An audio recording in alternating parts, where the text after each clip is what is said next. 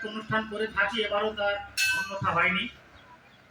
আজকের এই ভাষা দিবস উদযাপনের সামনে দাঁড়িয়ে কিছুদিন অতীতে আমাদেরকে ফিরে যেতে হয়, না হলে এই আলোচনাটা পূর্ণাঙ্গ হয় না। সভাপতি সাহেব তার উদ্বোধনী ভাষণে বলেছেন, একটু টাচ দিয়েছেন, যে আমরা 1947 সালে স্বাধীন হয়েছি ইংরেজদের হাত থেকে। এই ভাষা আন্দোলন কিন্তু তার আগে থেকেই চলছিল। একটা আন্দোলন একদিন দুদিনের ব্যাপার নয়, অনেক লম্বা, অনেক সুদূর প্রসারী আন্দোলন চলতে থাকে। তো ভারতবর্ষ যখন স্বাধীনতা লাভ করলো কুচক্রী ইংরেজগণ, তখন এই বাংলা থেকেই যখন স্বাধীনতার আন্দোলনের সূত্রপাত হয়েছিল বাঙালির মধ্যে থেকে, এই বাঙালি জাতিটাকে দ্বিধা বিভক্ত করে এই স্বাধীনতার আন্দোলনকে দুর্বল করবার একটা চক্রান্ত তৈরি করে বাংলাকে তথা ভারতবর্ষকে ভাগ করে দেওয়া হয়েছিল সর্বভারতীয় মুসলিম লীগ এর নেতা মোহাম্মদ আলী জিন্নাহর দ্বিজাতি তত্ত্বের ভিত্তিতে। অর্থাৎ যে বাংলা থেকে স্বাধীনতার আন্দোলনের সূত্রপাত, সেই বাংলাকে দ্বিখণ্ডিত করে দাও, তারা দুর্বল হয়ে যাবে অটোমেটিক। এবং এখানে একটা সাম্প্রদায়িক বীজ পুঁতে দেওয়া হলো এর ভেতর দিয়ে। দেখা গেল ভারতবর্ষকে দুটো ভাগে ভাগ করে দেওয়া হলো, বাংলা পাকিস্তান এবং ভারতবর্ষ। পাকিস্তানের মধ্যে আমার বাংলার একটা অংশকে ফেলে দেওয়া হলো, যেটা বর্তমানে বাংলাদেশ। তাকে বলা হলো পূর্ব পাকিস্তান, ওটা পশ্চিম পাকিস্তান। দুই দেশের মানুষের সংস্কৃতিবোধ আলাদা, তাদের ভাষা আলাদা, তাদের কৃষ্টি কালচার আলাদা।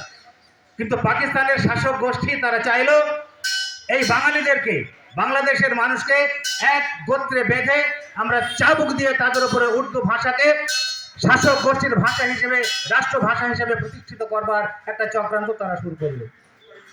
যেদিন মোহাম্মদ আলী জিন্নাহ আকায়েদে আজম ঢাকা বিশ্ববিদ্যালয়ের সামনে দাঁড়িয়ে, মঞ্চে দাঁড়িয়ে বক্তব্য রাখছেন, উর্দু ভাষাকে বাংলাদেশের জাতীয় ভাষা হিসেবে, রাষ্ট্রভাষা হিসেবে ঘোষণা করা হচ্ছে, নিচে যারা বসেছিলেন শ্রোতা মণ্ডলী, অসংখ্য ছাত্রছাত্রী, তারা না না না স্বরে বিদ্রোহ করে উঠছে। এখান থেকে ভাষা আন্দোলনের সূত্রপাত। কিন্তু শাসক গোষ্ঠী তারা পিছপা হয়নি।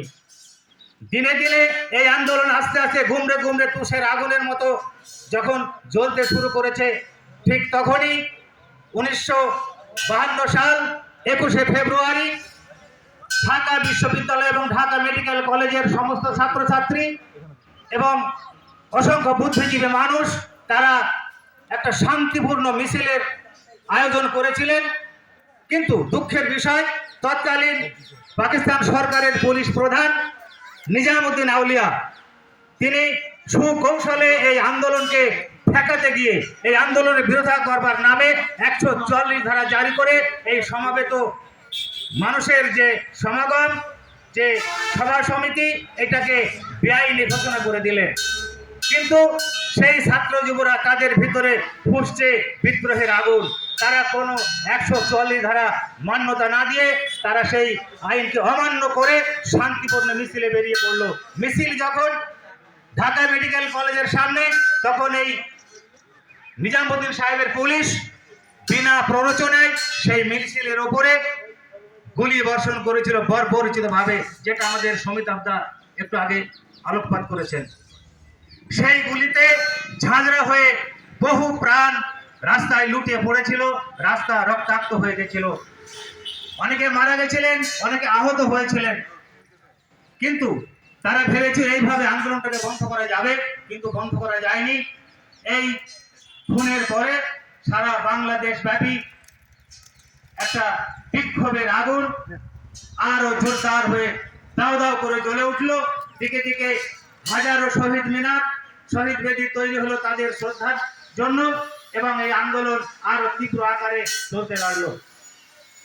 এই আন্দোলন কাছে নতি স্বীকার করে 1956 সালে আরেকটু কথা আমি একটু বলে নিই। এই ভাষা আন্দোলন যেটা, এটা শুধু ভাষা আন্দোলন নয়। এই আন্দোলনটা একাধারে রাজনৈতিক আন্দোলন, একাধারে সামাজিক আন্দোলন, একাধারে অর্থনৈতিক আন্দোলন। অর্থাৎ এই ভাষা আন্দোলনের পথ ধরেই বাংলাদেশের স্বাধীনতার আন্দোলন শুরু হয়েছিল। 1956 সালে সেদিন পাকিস্তান সরকার বাংলাকে রাষ্ট্রভাষার মর্যাদা দিতে স্বীকৃতি দান করলো, তখন থেকেই শেখ মুজিবুর রহমানের নেতৃত্বে এই ভাষা আন্দোলন সেদিন থেকে স্বাধীনতার আন্দোলন শুরু হলো এবং সেই স্বাধীনতার আন্দোলনের হাত ধরে 1971 সালে বাংলাদেশের স্বাধীনতা লাভ করার সাথে সাথেই এই বাংলা ভাষাকে আমরা আরো স্বাধীনভাবে বাংলাদেশের রাষ্ট্রভাষার মর্যাদা পেলাম। কিন্তু আমরা এখানে একটা জাতীয় ভাষাকে জাতীয় রাষ্ট্রভাষা হিসেবে মর্যাদা দিতে পারলাম ঠিকই, কিন্তু এখানে দেখছি আন্তর্জাতিক মাতৃভাষা দিবস। এটা আবার কোন কথা? বাংলা ভাষা রাষ্ট্রভাষার মর্যাদা পেল, অথচ আমরা পালন করছি আন্তর্জাতিক মাতৃভাষা দিবস। এর পেছনেও একটু ইতিহাস আছে, একটু পেছনে ফিরে যেতে হবে। এই বাংলা ভাষাকে শুধুমাত্র বাংলার মধ্যে সীমাবদ্ধ না রেখে বিশ্ব দরবারে এই ভাষার সম্মানকে, এই ভাষার কুর্সিকে প্রতিষ্ঠিত করার জন্যে বাঙালিরা সচেষ্ট হলো। তৎকালীন সময়ে কানাডার প্রবাসী দুই বাঙালি আব্দুল সালাম এবং রফিকুল ইসলাম তারা প্রয়াস নিলেন এই বাংলা ভাষাকে কিভাবে আন্তর্জাতিক ভাষায় রূপান্তরিত করা যায়। তারা দুই বন্ধু মিলে কানাডা সরকারের সঙ্গে আলোচনা করলেন যে ইউনেস্কোর যে সদর দপ্তর ফ্রান্সে, সেখানে যে সভা হবে সেই সভাতে যেন আমাদের প্রস্তাবটা রাখা হয়। কিন্তু তারা কর্ণপাত করলেন না। কিন্তু তারা থেমে থাকেনি, তারা তাদের কর্মপ্রচেষ্টা চালিয়ে যেতে যেতে এক সময় 1999 সালের 12 সেপ্টেম্বর 30তম সভা অনুষ্ঠিত হচ্ছে ফ্রান্সের প্যারিসে বসে। সেই সভাতে এই বাংলাকে আন্তর্জাতিক ভাষা হিসেবে মর্যাদা দেওয়ার জন্য কোনো একটা দেশকে প্রস্তাব দিতে হবে এবং লিখিত আকারে সেই প্রস্তাব দিতে হবে। সেই প্রস্তাব পাঠালো বাংলাদেশ তাদেরই প্রচেষ্টায়, এবং 29টা দেশ সেদিন এই প্রস্তাবকে সমর্থন জানিয়ে বলেছিল, হ্যাঁ, বাংলা ভাষাকে আন্তর্জাতিক ভাষার মাতৃভাষায় মর্যাদা দেওয়া হোক। বলা বাহুল্য, সেদিন পাকিস্তান, যাদের এই শত্রুতার কারণে আজকে বাংলাদেশের যুদ্ধ, বাংলাদেশের স্বাধীনতা, তারাও অপারগ হয়ে সেদিন এই বাংলাকে আন্তর্জাতিক মাতৃভাষা হিসেবে স্বীকৃতি দানের জন্য তারাও সমর্থন দিয়েছিল। এটাই আমাদের বড় পাওনা। সেদিন এই সমর্থন দেওয়ার পরে আব্দুল সালাম সাহেব বলেছিলেন, এতদিন পরে পাকিস্তান যখন আমাদেরকে এই ভাষাকে আন্তর্জাতিক ভাষায় রূপান্তরিত করার জন্য সমর্থন দিল, এখান থেকে বোঝা গেল তাদের পূর্ব পাপের কিছুটা প্রায়শ্চিত্ত তারা করল। এর ফলে 1999 সালের 5 দিন ব্যাপী যে সম্মেলন, সেই সম্মেলনের সিদ্ধান্ত গৃহীত হলো 19 সেপ্টেম্বর ইউনেস্কো ঘোষণা করে দিলেন প্রতি বছর এই 21 ফেব্রুয়ারি আন্তর্জাতিক ভাষা দিবস হিসাবে পালন করা হবে সারা বিশ্বের বুকে। তো সারা বিশ্বের বুকে সব জায়গায় কি বাংলা ভাষা আছে? আপনাদের মনে প্রশ্ন জাগতে পারে। সারা বিশ্বে বাংলা ভাষা নেই, কিন্তু যে দেশের যেটা মাতৃভাষা মানে আপনারা নিশ্চয়ই অবগত আছেন, মায়ের ভাষা, যে ভাষা আমরা মায়ের কোল থেকে পড়েই আমরা যে ভাষায় কথা বলি, যে ভাষা শুনতে অভ্যস্ত, সেই ভাষাকেই বলা হয় মাতৃভাষা। তো যে দেশের যে মাতৃভাষায় যারা কথা বলে, চলাচল করে, সেই ভাষাকেই মাতৃভাষা হিসেবে তারা 1999 সাল থেকেই এই 21 ফেব্রুয়ারি আন্তর্জাতিক মাতৃভাষা দিবস হিসেবে ঘোষণা করলো। তখন থেকে সারা বিশ্বের বুকে, শুধু ভারতবর্ষ নয়, বাংলাদেশ নয়, পশ্চিমবঙ্গ নয়, সারা বিশ্বের সমস্ত দেশে এই দিনটিতে, এই পবিত্র দিনে আন্তর্জাতিক মাতৃদিবস হিসেবে মহা সমারোহে পালন করা হয়। সর্বোপরি আমি বলতে চাই, এই দিবসটাকে মহা সমারোহে পালন করা হয় বাংলাদেশে।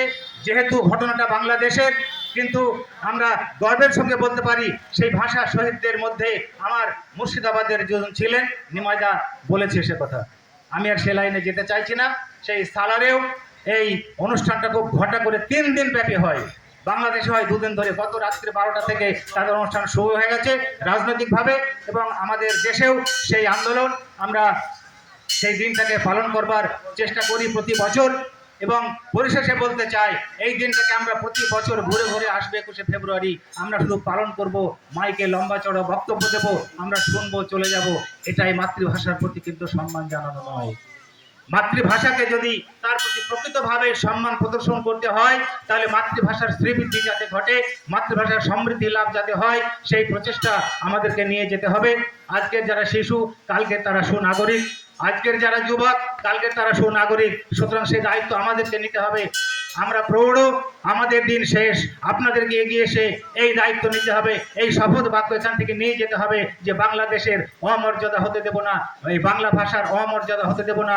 বাংলা ভাষার মর্যাদা যাতে বিশ্বের বুকে আরো আরো ভালোভাবে প্রতিষ্ঠিত হয়, তার জন্য আমরা প্রতিজ্ঞাবদ্ধ হব। এবং এইখানেই আমি খুব দুঃখের সঙ্গে বলতে চাই, বাংলা ভাষার যে ক্ষতি আজকে বাংলা ভাষায় বিলুপ্ত হতে চলেছে জায়গায় জায়গায়, তার জন্য আমরা দায়ী। অন্য ভাষাভাষীর মানুষ যারা, তারা কিন্তু অতটা দায়ী নয়। আমি এই প্রসঙ্গে দুটো একটা কথা বলতে চাই। আমি একটা ছোট্ট স্কুলে শিক্ষকতা করি। ক্লাসে যখন ঢুকে প্রথমে সব ছেলেরা উঠে দাঁড়িয়ে বলে good morning sir, good morning sir. আমরা এখানে তো সুপ্রভাত বলতে পারি। আমরা বাবাকে বাবা না বলে অনেক জায়গায় ড্যাডি বলে থাকি, মাকে মা না বলে মাম্মি বলে থাকি। এই বাংলা ভাষাকে কলুষিত করে আমরা অন্য ভাষা এর মধ্যে ঢুকিয়ে দিই। এখানে বাংলা ভাষার অসম্মান করা হয় বলে আমি মনে করি। সুতরাং আমরা যতটা পারবো বাংলা ভাষাকে বাংলা ভাষার সম্মান রাখতে গেলে এই ছোটখাটো বিষয়গুলি বাংলা ভাষার মধ্যে এনে বাংলা ভাষাকে কলুষিত করব না, এই প্রতিজ্ঞা নিয়ে আমাদেরকে এখানে ফিরতে হবে। পরিশেষে বলতে চাই, যে সমস্ত অমর শহীদের রক্তের বিনিময়ে আজকের এই দিনটা আমরা পেয়েছি, সেই শহীদদের আত্মার সদ্গতি কামনা করি। তাদের শোক সন্তপ্ত পরিবার যেখানে যারা আছেন, তাদের প্রতি আমার আন্তরিক সমবেদনা জানিয়ে তারা সবাই সুখে থাকুক, ভালো থাকুক। আপনারা সবাই সুখে থাকুন, ভালো থাকুন। এই দিনটাকে পালন করবার চেষ্টা করুন, এই দিনটাকে মনে রাখুন। এই কথা বলে আমি আমার সংক্ষিপ্ত বক্তব্য শেষ করছি। জয় হিন্দ।